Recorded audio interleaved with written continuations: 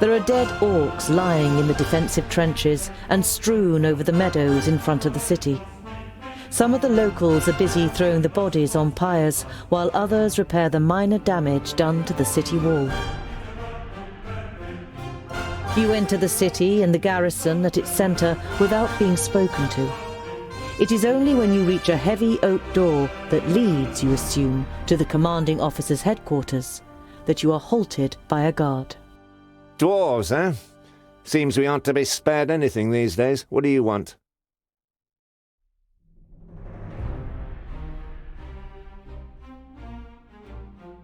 It looks like you've got an orc problem. Had. Our scouts detected the army early on, and we were able to repel them without any great losses. A small army of orcs like that couldn't breach our mighty walls. Your mighty walls look like they're about to collapse under their own weight! The soldier isn't intimidated by Boindil. He juts his chin out confidently. At least they stopped the orcs, unlike your dwarven walls in the north. I didn't know that Steepleton was so big. Impressive place. We have fertile meadows. That's what we have to thank for the city's growth in recent years. At the time of my grandparents, Steepleton was nothing more than the tower on a hill with a couple of houses. Now we have a market, a temple, and of course there are royal messengers stationed in the tower, which doesn't do the city's coffers any harm at all.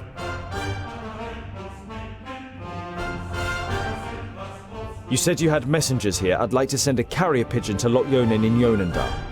Lot Yonen in Yonendar. No problem. It will cost you 90 gold pieces.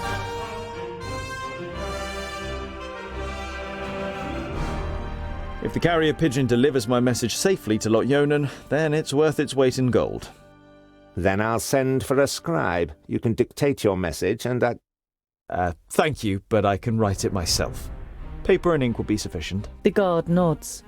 You don't blame him for thinking you are illiterate. Very few ordinary folk can read or write. Once you've been given the writing implements, you write down a summary of what happened at the meeting of the Alf and the Orcs. I must speak with your commander. Commander Valor doesn't have time. He's still very busy dealing with the aftermath of the orc attack.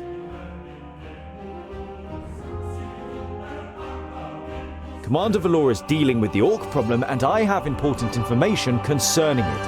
I witnessed a meeting of the orc lords. The guard eyes you with interest and tries to judge whether you can be trusted. Finally, he stands up, opens a door, and enters the room ahead of you. The commander looks up from his work. The guard repeats what you told him. Your information about the orcs could be useful. We have fought them back, but not yet defeated them. Come in. The commander listens attentively, and now and then asks questions, as you tell him about the 3 orc armies and the meeting of the chieftains with the Alf Sintharas. This sounds very grave. I will send out messengers. We must be prepared.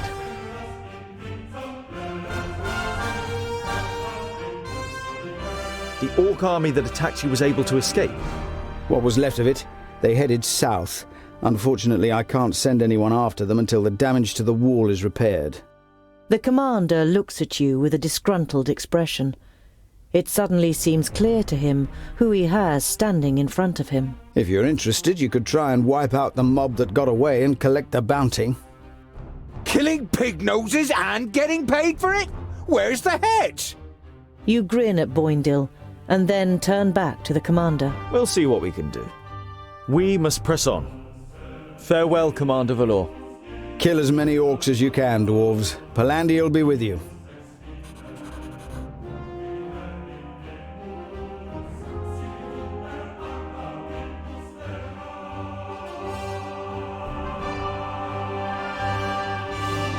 You see a camp with a wagon and 2 people on the edge of the path. Behind them, Black Saddle towers up above a thick, dark forest, about a half a day's journey away.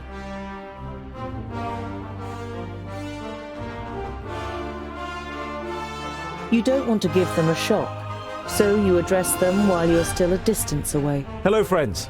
Is there any space by your fire? The 2 traders look up, and visibly jump when they see you three dwarves. Ah, hello. Yes, of course. It doesn't escape your attention that you seem to be causing the traders some uneasiness, but you take up their offer and sit down. The twins follow your example.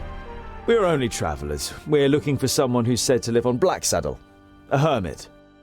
Someone who lives here? The traders exchange amazed looks. If they live here, they must be mad. Normally we wouldn't stop and rest here, but the horses are too exhausted. Our departure from Parista was delayed and we must have driven them too hard. Why does Blacksaddle make you feel uneasy? It doesn't look particularly inviting, but it's only a mountain. Only a mountain? You don't know the legend. The trader looks at you and the twins for affirmation, but you all shake your heads. Blacksaddle was once known as Cloudpiercer, and it towered up into the heavens, the upper slopes of pure gold and the summit covered in snow.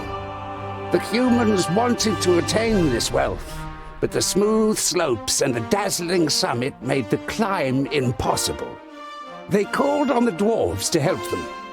They were able to tunnel up through Cloudpiercer to the top. They hollowed it out and carried away the gold. The humans demanded that the treasure be shared, but the dwarves refused, and as they argued, the mountain began to tremble. There were too many holes inside for it to hold together. It collapsed and buried both greedy parties underneath it. The mountain lost its tremendous size and its beauty, and ever since has haunted both humans and dwarves with its erosive hatred, causing even the rocks to turn black over time. Pfft. Never heard of it. Sounds like human tittle-tattle. Dwarves would never hollow out a mountain so much that it collapses.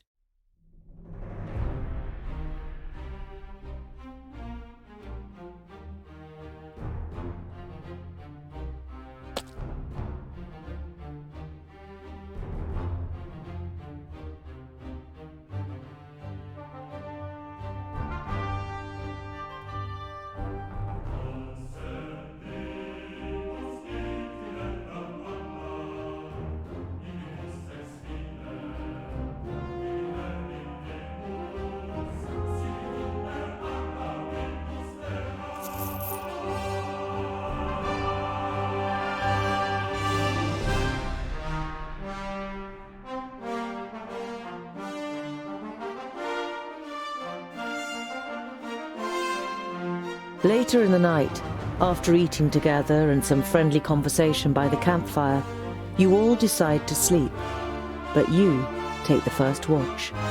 It's a night in which nothing happens, and the next morning the traders set off early. After breakfast, you also continue on your journey. After a march through the thick pine forest, Blacksaddle, the sinister tabletop mountain, and your journey's destination rises up before you.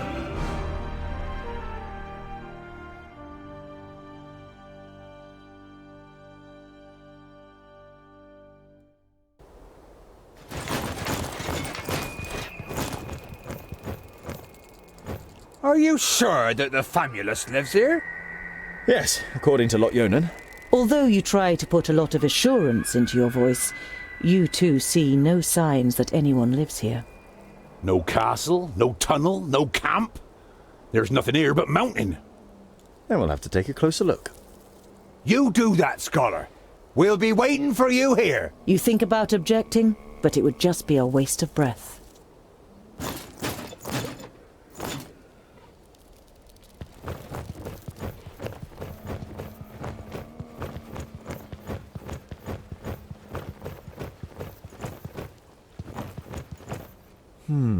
No trace of Goren here either. If he's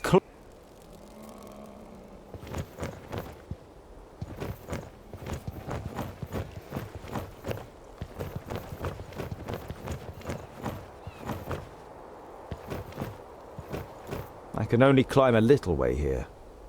There must be a better way.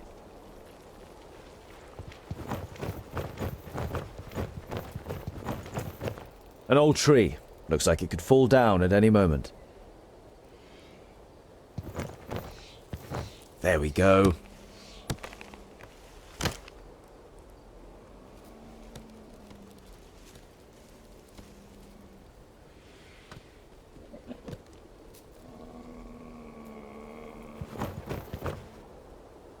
Too steep. I can't get a grip anywhere.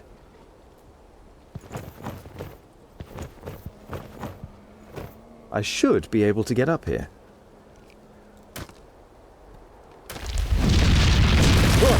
Oh. Phew. That was close. I hope this is all worth it.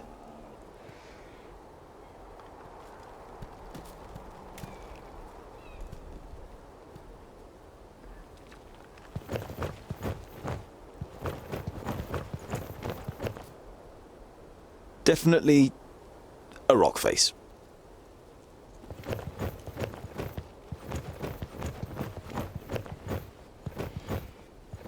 There's something engraved on it. You realize with surprise that they are runes in the Dwarven language. Built with the blood of our enemies, be unyielding as the rock, and soak the land in their blood. Huh?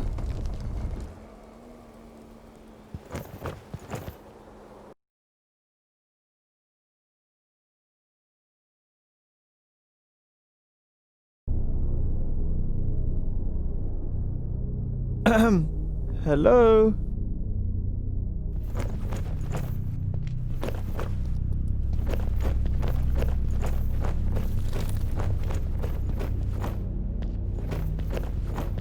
Master Garen?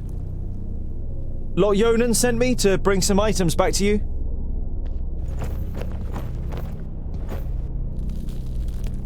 My inquiries are almost at an end. That means I can finally go to be with my sunshine. I have never been to Greenglade, but I think I will like it there. I deposited my most valuable things in the grave of Horengarth before my departure and secured it with magic. The password is... You recognize the following words as rune names, but they're written in the learned language, so you don't know which they are. Greenglade. Oh, great.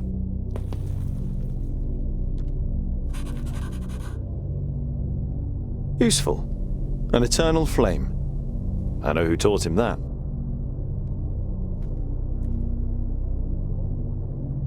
You see sketches and notes on the architectural features, statues and wall reliefs. It seems Garen spent a lot of time studying this place. Maybe he's a kind of a dwarf historian, or maybe he's just a treasure hunter.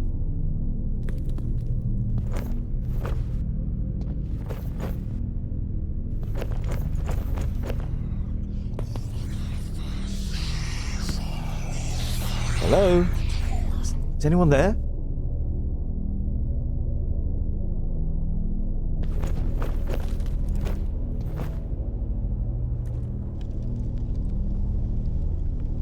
It looks as though Garen lived in the fortress for a while. It also seems that he left several lunar orbits ago. He's not stealing. It would just be a shame if the provisions went off.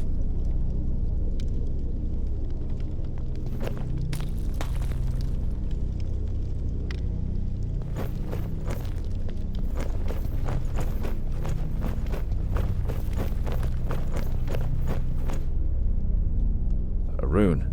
Clearly magical.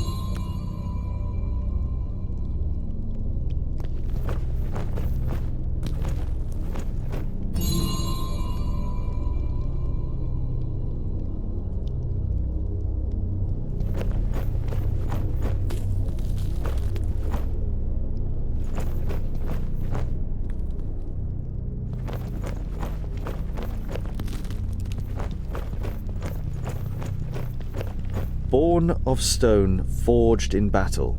Arise, reborn from the blood of the enemy. You're not sure if you really want to know what was once in this basin. The whole place gives you the feeling that a decent dwarf shouldn't hang around too long.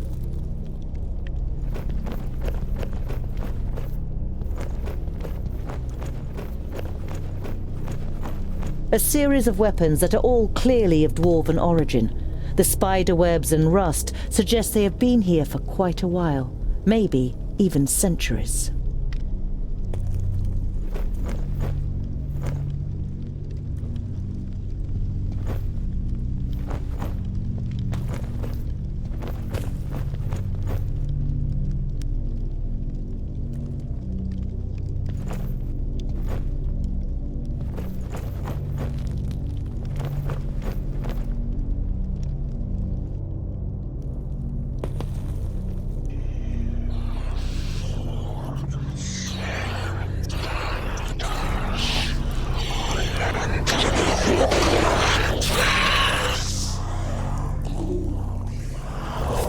The fortress belongs to the dwarf haters.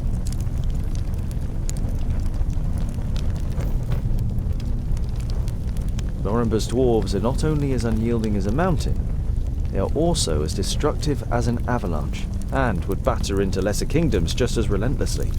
The four should find no salvation in Vrachus, only eternal damnation, so that they suffer indescribable torment between the worlds. You have heard of the dwarf haters, but this is the first time you have read their hateful words.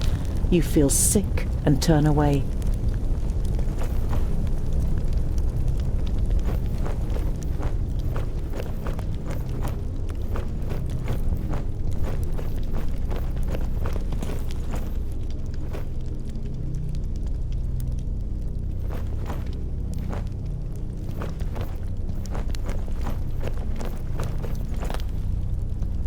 It would seem that even the Thirdlings worship Vrachus, but in all the other kingdoms his shrine would be the biggest, not the statue of the kingdom's progenitor. A couple of gold coins are in the bowl in front of the shrine.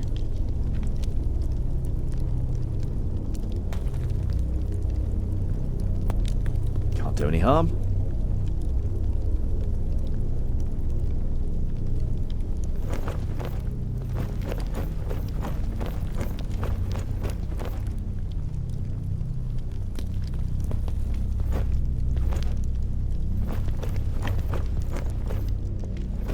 You have difficulty deciphering the scrawl. Throw the firstlings in the forge. Beat the secondlings to a pulp. The fourthlings are... The rest is illegible.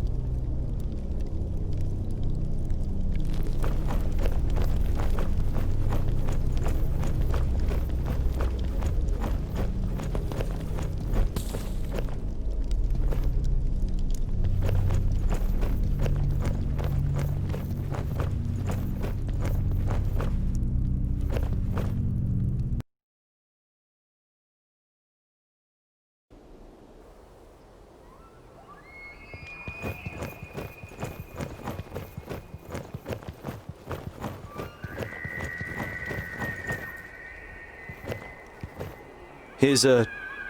No, forget it.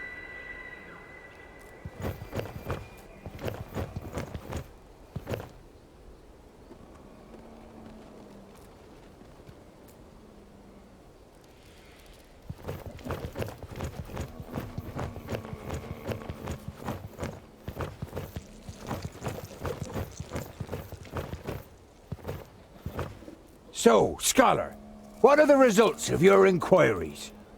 There is an abandoned fortress in the mountain, and I think it belonged to the Thirdlings. Boindale's eyes narrow. The blasted dwarf killers! A Thirdling fortress? Here? In the middle of Girdlegard? We must let High King Gundrabur know about this. The fortress has been long abandoned by the looks of it. Anyway, I can't go to Ogre's death until I have completed my quest. Goren is in Greenglade. Huh. The High King? Why do you want to bring me to him? All right then. It's about the choice of the new High King. Gandagar, the king of the Fourthlings, is with his entourage in Ogre's death and is supposed to ascend the throne.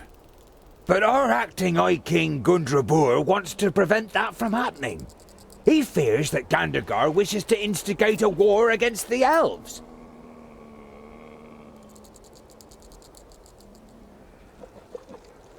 But what have I got to do with that? Boindil is about to say something, but is silenced by a nudge in the side from his brother. High King Gundrabur will explain everything when the time comes. You look distrustfully from one twin to the other. Boindil has donned an innocent expression, and Boendal doesn't give you the impression that he has anything else to say on the matter.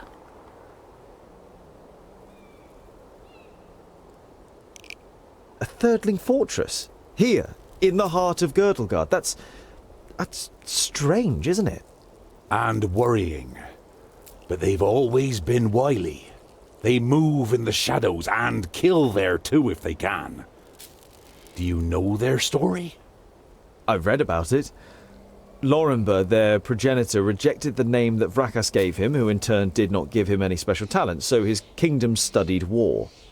It helps them defending the East, but it also meant they ended up confronting the other kingdoms. No dwarf would ever even think of injuring one of his kind, never mind killing them. But the dwarf killers are proud of it. When they were even more powerful, they wanted to become the rulers of all dwarves. They are envious of our skills. They haven't been heard of for a long time, but you can be sure there isn't a single dwarf alive who doesn't hate them. What does this King Gandagar have against the elves?